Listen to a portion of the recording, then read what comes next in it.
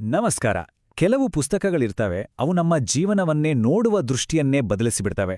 Robert ಕಿಯೋಸಾಕಿ ಅವರ rich dad poor dad ಖಂಡಿತವಾಗಿಯೂ ಅಂತಹ ಒಂದು ಪುಸ್ತಕ. ಅಷ್ಟಕ್ಕೂ ಶ್ರೀಮಂತರು ತಮ್ಮ ಮಕ್ಕಳಿಗೆ ಹಣದ ಬಗ್ಗೆ ಅಂಥದ್ದೇನು ಹೇಳ್ಕೊಡ್ತಾರೆ? ಯಾವುದು ಬಡ ಮತ್ತು ಮಧ್ಯಮ ವರ್ಗದವರಿಗೆ ಗೊತ್ತೇ ಇರೋದಿಲ್ಲ. ಬನ್ನಿ, ಈ ಪ್ರಬಲವಾದ ಪಾಠಗಳನ್ನ ಇವತ್ತು ಒಟ್ಟಿಗೆ ತಿಳಿದುಕೊಳ್ಳೋಣ. ಎಲ್ಲಕ್ಕಿಂತ ಮೊದಲು ಈ ಒಂದು ಪ್ರಶ್ನೆಯನ್ನ ನಮ್ಗೆ ನಾವೇ ಕೇಳ್ಕೊಳ್ಳೋಣ. ಎಷ್ಟೇ ಕಷ್ಟಪಟ್ಟು ದುಡಿದ್ರೂ ಜೀವನಪೂರ್ತಿ ಯಾಕೆ ಹೆಚ್ಚಿನ ಜನ ಹಣಕ್ಕಾಗಿ ಒದ್ದಾಡ್ತಲೇ ಇರುತ್ತಾರೆ? ಈ ಪುಸ್ತಕ ಇದೇ ಒಂದು ಸಮಸ್ಯೆಯ ಮೂಲಕ್ಕೆ ಕೈ ಹಾಕುತ್ತದೆ. ಕಿಯೋಸಾಕಿ ಅವರ ಜೀವನದಲ್ಲಿ ಇಬ್ಬರು ತಂದೆಯರ ಪ್ರಭಾವ ಇತ್ತು. ಒಬ್ಬರು ಅವರ ಸ್ವಂತ ತಂದೆ, ತುಂಬಾ ಓದ್ಕೊಂಡವರು, ಆದರೆ ಅವರನ್ನ ಬಡ ತಂದೆ ಅಂತ ಕರೀತಾರೆ. ಇನ್ನೊಬ್ರು ಅವರ ಸ್ನೇಹಿತನ ತಂದೆ, ಅಷ್ಟೇನೂ ಓದಿಲ್ಲ, ಅದೇ ಆರ್ಥಿಕವಾಗಿ ಬಹಳ ಬುದ್ಧಿವಂತರು. ಅವರೇ ಶ್ರೀಮಂತ ತಂದೆ. ಹಣದ ಬಗ್ಗೆ ಇವರಿಬ್ಬರ ಅಭಿಪ್ರಾಯಗಳು ಒಂದಕ್ಕೊಂದು ಸಂಬಂಧವೇ ಇಲ್ಲದಷ್ಟು ಬೇರೆ ಬೇರೆ. ಒಬ್ರು ಹೇಳೋದು ಹಣದ ಮೇಲಿನ ಪ್ರೀತಿಯೇ ಎಲ್ಲ ಕೆಡುಕಿಗೆ ಮೂಲ ಅಂತ, ಮತ್ತೊಬ್ರು ಹೇಳೋದು ಹಣದ ಕೊರತೆಯೇ ಎಲ್ಲ ಕೆಡುಕಿಗೆ ಮೂಲ ಅಂತ. ನೋಡಿ, ಇದೇ ಎರಡು ಮನಸ್ಥಿತಿಗಳು ಅವರ ಭವಿಷ್ಯವನ್ನೇ ನಿರ್ಧರಿಸಿದುವು. ಸರಿ, ಈಗ ನಾವು ಹೆಚ್ಚಿನ ಜನರನ್ನ ಆರ್ಥಿಕವಾಗಿ ಸಿಕ್ಕಿ ಹಾಕಿಸುವ ಒಂದು ಬಲೆಯ ಬಗ್ಗೆ ಮಾತಾಡೋಣ.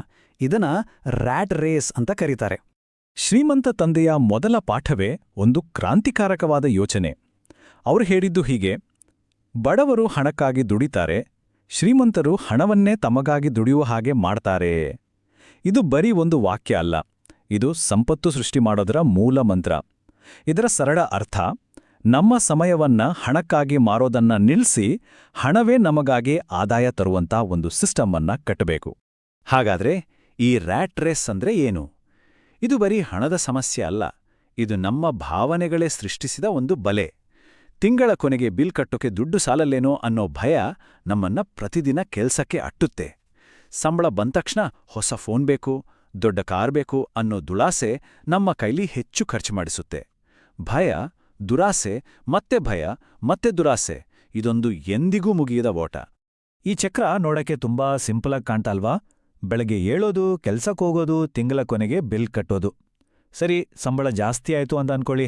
ಆಗ ನಾವು ನಮ್ಮ ಜೀವನ ಶೈಲಿಯನ್ನು ಅಪ್ಗ್ರೇಡ್ ಮಾಡಿ ಖರ್ಚನ್ನು ಜಾಸ್ತಿ ಮಾಡ್ತೀವಿ. ಇದು ಹೀಗೆ ಮತ್ತೆ ಮತ್ತೆ ರಿಪೀಟ್ ಆಗ್ತಾನೆ ಇರುತ್ತೆ. ಅಂದ್ರೆ ಹೆಚ್ಚು ಆದಾಯ ಬಂದರೂ ಅದು ಹೆಚ್ಚು ಖರ್ಚಿಗೆ ದಾರಿ ಮಾಡುತ್ತೆ. ಹಾಗಾದ್ರೆ ಈ ಆರ್ಥಿಕ ಬಲೆಯಿಂದ ಹೊರಗೆ ಬರೋದು ಹೇಗೆ? ಅದಕ್ಕಿರೋ ಒಂದೇ ಒಂದು ಕೀಲಿಕೈ ಇದು: ಆಸ್ತಿಗಳು ಮತ್ತೆ ಹೊಣೆಗಾರಿಕೆಗಳ ನಡುವಿನ ವ್ಯತ್ಯಾಸವನ್ನ ಸರಿಯಾಗಿ ಅರ್ಥ ಮಾಡ್ಕೊಳ್ಳೋದು. ಶ್ರೀಮಂತ ತಂದೆಯ ಪ್ರಕಾರ ಆಸ್ತಿ ಅಥವಾ ಆಸೆಟ್ ಅಂದ್ರೇನು ಅಂತ ತಿಳಿಯೋಕೆ ದುಡ್ಡು ಡಿಗ್ರಿಯೇನೂ ಬೇಕಿಲ್ಲ. ಇದರ ವ್ಯಾಖ್ಯಾನ ತುಂಬಾನೇ ಸರಳ. ಯಾವುದೇ ಒಂದು ವಸ್ತು ನಿಮ್ಮ ಜೇಬಿಗೆ ಹಣವನ್ನ ತಂದು ಹಾಕುತ್ತದೆಯೋ ಅದು ಆಸ್ತಿ ಅಷ್ಟೇ. ಉದಾಹರಣೆಗೆ, ನೀವು ಬಾಡಿಗೆಗೆ ಕೊಟ್ಟಿರೋ ಒಂದು ಮನೆ, ಪ್ರತಿ ತಿಂಗಳು ಅದು ನಿಮ್ಮ ಜೇಬಿಗೆ ದುಡ್ಡು ತಂದು ಕೊಡುತ್ತೆ. ಇಲ್ಲಿ ಮುಖ್ಯವಾಗಿ ಗಮನಿಸಬೇಕಿರೋದು ಹಣ ಯಾವ ದಿಕ್ಕಿನಲ್ಲಿ ಹರಿಯುತ್ತಿದೆ ಅನ್ನೋದನ್ನ. ಹಾಗೇ ಹೊಣೆಗಾರಿಕೆ ಅಥವಾ ಲಯಬಿಲಿಟಿ ಅಂದ್ರೆ ನಿಮ್ಮ ಜೇಬಿನಿಂದ ಹಣವನ್ನ ಹೊರಗೆ ತೆಗೆಯುವ ಯಾವುದೇ ವಸ್ತು. ಉದಾಹರಣೆಗೆ, ನೀವು ಓಡಾಡೋಕೆ ಬಳಸೋ ನಿಮ್ಮ ಕಾರು, ಅದಕ್ಕೆ ಪೆಟ್ರೋಲ್, ಇನ್ಶೂರೆನ್ಸ್, ಮೇಂಟೆನೆನ್ಸ್ ಅಂತ ಪ್ರತಿ ತಿಂಗಳು ನಿಮ್ಮ ಜೇಬಿಂದ ದುಡ್ಡು ಖರ್ಚಾಗ್ತಾನೆ ಇರುತ್ತೆ. ಈ ಒಂದು ಸಿಂಪಲ್ ವ್ಯತ್ಯಾಸವನ್ನ ಅರ್ಥ ಮಾಡ್ಕೊಳ್ಳೋದ್ರಲ್ಲೇ ಶ್ರೀಮಂತರಾಗೋ ರಹಸ್ಯ ಅಡಗಿದೆ. ಈಗ ಈ ಟೇಬಲ್ ಅನ್ನ ನೋಡಿ, ಇದು ಎಲ್ಲವನ್ನೂ ಸ್ಪಷ್ಟಪಡಿಸುತ್ತೆ. ಮೊದಲು ಬಡವರ ಮತ್ತು ಮಧ್ಯಮ ವರ್ಗದವರ ಹಣದ ಹರಿವನ್ನು ನೋಡಿ. ಆದಾಯ ಅಂದ್ರೆ ಸಂಬಳ, ಅದು ಒಳಗೆ ಬರುತ್ತೆ. ಬಂದ ಹಾಗೆ ನೇರವಾಗಿ ಖರ್ಚುಗಳು ಮತ್ತು ಹೊಣೆಗಾರಿಕೆಗಳ ಮೂಲಕ ಹೊರಗೆ ಹೋಗ್ಬಿಡುತ್ತೆ. ಆದ್ರೆ ಶ್ರೀಮಂತರ ಹಣದ ಹರಿವನ್ನು ಗಮನಿಸಿ.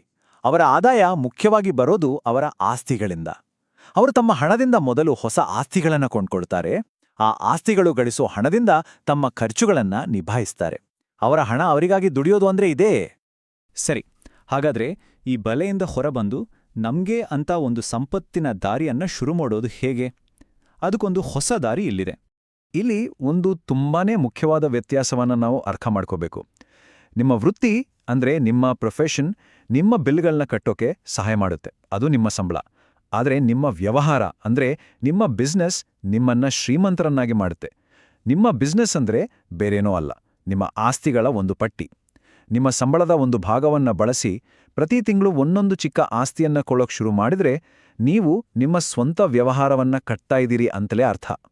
ಹಾಗಾದ್ರೆ ನಾವು ಯಾವ ತರಹದ ಆಸ್ತಿಗಳ ಬಗ್ಗೆ ಮಾತಾಡ್ತಾ ಇದ್ದೀವಿ? ಇಲ್ಲಿ ಕೆಲವು ಉದಾಹರಣೆಗಳಿವೆ. ನೀವಲ್ಲಿ ಇರಿ ಅಥವಾ ಇಲ್ಲದೇ ಇರಿ, ನಿಮಗಾಗಿ ಆದಾಯ ತರುವಂತಹ ವ್ಯವಹಾರಗಳು, ಒಳ್ಳೆ ಕಂಪನಿಗಳ ಶೇರ್ಗಳು, ಬಾಡಿಗೆ ಬರುವಂತಹ ರಿಯಲ್ ಎಸ್ಟೇಟ್, ನೀವು ಬರೆದ ಪುಸ್ತಕ ಅಥವಾ ಸಂಗೀತದಿಂದ ಬರುವ ರಾಯಧನ. ಇವೆಲ್ಲದರ ಮುಖ್ಯವಾದ ಗುಣ ಒಂದೇ, ಇವುಗಳು ನೀವು ನಿದ್ದೆ ಮಾಡ್ತಾ ಇರುವಾಗಲೂ ನಿಮಗಾಗಿ ಹಣ ಸಂಪಾದಿಸ್ತವೆ. ಇದು ಒಂದು ಬಹಳ ಚರ್ಚೆಯಾಗಿರುವ ಪ್ರಶ್ನೆ. ಹೆಚ್ಚಿನವರು ತಮ್ಮ ಮನೆಯನ್ನೇ ತಮ್ಮ ಅತಿ ದೊಡ್ಡ ಆಸ್ತಿ ಅಂತ ಅಂದುಕೊಂಡಿರ್ತಾರೆ. ಆದ್ರೆ ಶ್ರೀಮಂತ ತಂದೆಯ ಪ್ರಕಾರ ನೀವು ವಾಸ ಮಾಡುವ ಮನೆ ಒಂದು ಹೊಣೆಗಾರಿಕೆ. ಯಾಕೆ ಅಂದ್ರೆ ಅದು ಪ್ರತಿ ತಿಂಗಳು ತೆರಿಗೆ, ಮೇಂಟೆನೆನ್ಸ್, ಲೋನ್ ಅಂತ ನಿಮ್ಮ ಜೇಬಿಂದ ಹಣವನ್ನು ಹೊರಗೆ ತೆಗೆಯುತ್ತೆ. ಅದು ನಿಮ್ಮ ಜೇಬಿಗೆ ಹಣ ಹಾಕ್ತಾ ಇಲ್ಲ. ಕೊನೆಯದಾಗಿ, ಆರ್ಥಿಕ ಸ್ವಾತಂತ್ರ್ಯವನ್ನ ಸಾಧಿಸಬೇಕಾದ್ರೆ ಬೇಕಾದ ಮಾನಸಿಕ ಮತ್ತು ಭಾವನಾತ್ಮಕ ಬದಲಾವಣೆಗಳ ಮೇಲೆ ಗಮನ ಹರಿಸೋಣ.